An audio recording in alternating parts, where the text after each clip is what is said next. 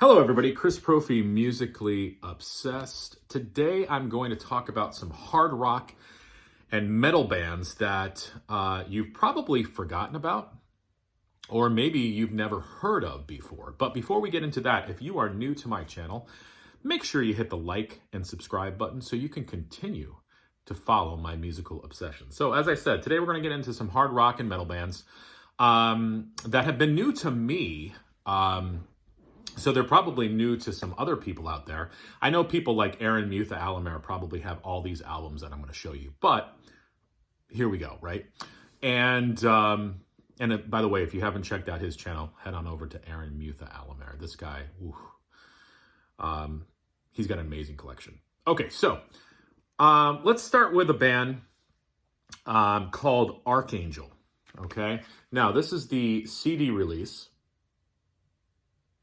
And I also have the original cassette J card that came with it, but my cassette got eaten. But this is what the cassette looked like. Okay, so who is Archangel? Well, these guys were formed in Connecticut in 1983, led by Jeff Kanata and Michael Solden. Now, all the names I'm going to say today, I apologize if I butcher them, okay? I'm trying my best here, guys, okay?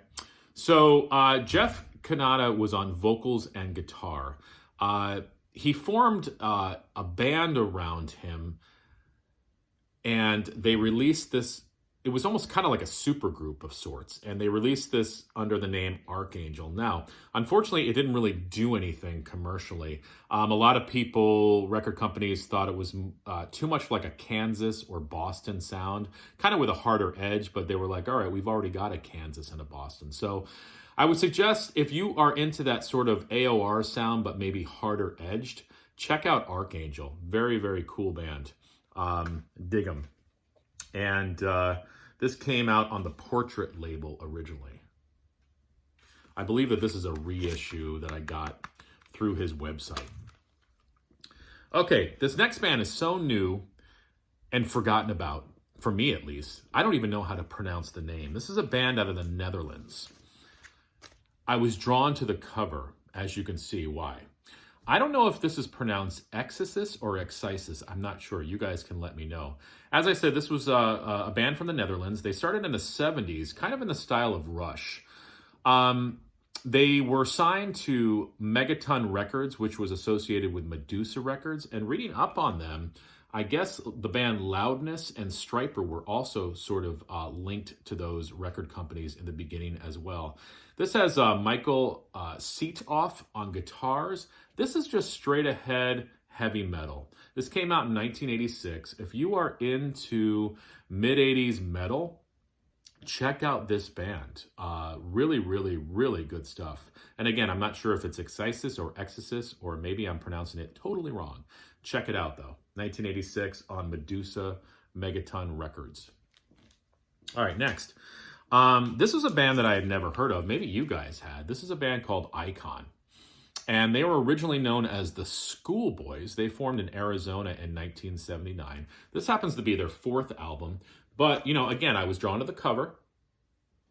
And then I saw the guys on the back, and I was like, yeah, this is going to be my kind of music. This is their album, Read Between the Eyes. This was released on the Atlantic label, Megaforce, in 1989.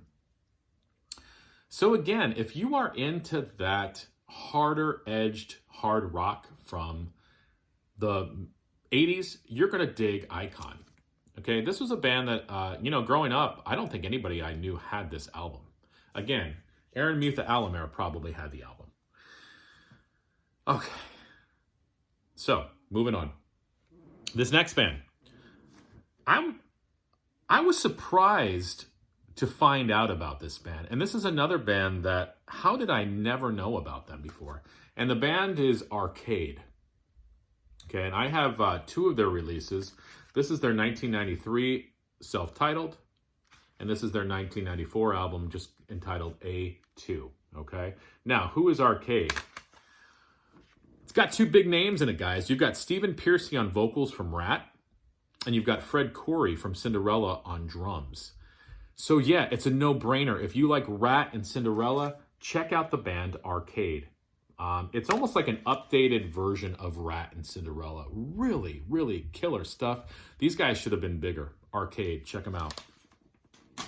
Okay, the next band, Leatherwolf. This is their second album, and they were formed in California in 1981. Reading up on them, their nickname is the Triple Axe Attack. I guess they were one of the first bands to pioneer a 3-guitar lineup. These guys are a little bit heavier. I almost get a House of Lords vibe from them. I also wanted to say, too, I get the same vibe from Icon as well. So if you're into that majestic sort of heavier House of Lords sound, Icon and Leatherwolf will kind of do it for you.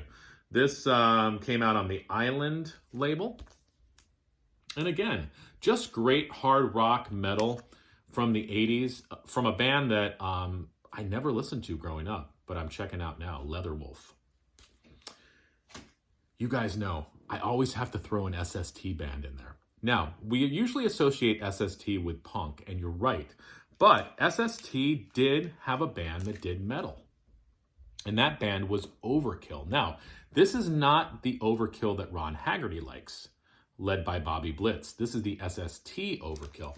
A lot of people have never heard this album. This is called Triumph of the Will, SST 1985. This is a metal record led by Merrill Ward on vocals. Now, Merrill Ward sang for Swa, another band that I promote as well. Just great heavy metal through the SST lens. Check these guys out. I think when this was re-released, it came out as Overkill LA, so it wouldn't be confused with the Bobby Blitz-led Overkill. But just great metal from SST. Check out Overkill. This next band, I know Aaron Mutha Alamare has shown. I know Cosmic Brian has shown. The Sea Hags. A band that I had never heard of that has sort of been long forgotten. They're a sleaze rock band out of California, formed in 1985. This is their 1989 album on the Chrysalis label. This was their only album, and it's a shame, because if you like sleaze rock, you're going to love the Sea Hags. And check that cover out. I don't think any band from the 80s had a cover like that. Very, very cool stuff. And again, you know, I know Cosmic Brian and Aaron Mutha Alamare have talked about these guys. Forgotten sleaze rock from the 80s, Sea Hag. Now, little known fact, Kirk Hammett from Metallica produced some of the Sea Hag's first demos. Didn't know that until I did some reading, some research. This is important stuff, guys. I got to do my research. All right, the next band, Tangier. This is their second album, Four Winds. I also have their first album, Stranded, on cassette. Okay. Tangier is a great band. I had never heard of them growing up either. They came out of Philadelphia in 1984. I guess they have 3 albums. Kind of a cool fact, they opened for Cinderella in the early days, so that was kind of a cool act to be associated with. So Tangier is hard rock, but they have sort of a southern edge to their sound. Really, really like these guys. Check them out. Okay. A couple other bands that you might have heard of, but I don't hear them mentioned that often. They're sort of forgotten. The first band is Trouble Tribe, and I only have a cassette of theirs. This is the debut and I believe only release from these guys. It had the hits, and I'm going to put hits in quotes. Here Comes Trouble and Tattoo. This came out in 1990 on Chrysalis Records. And again, around this time, these labels were trying to sign any band that they could make a little bit of money on. This was like the tail end of the whole hair metal, hard rock scene before grunge took over. And but these guys are really, really good. A couple years earlier, maybe this album would have been bigger. I'm going to tell you right now, listen to the first song, Tattoo. Huge, big production. Love the drums on that song.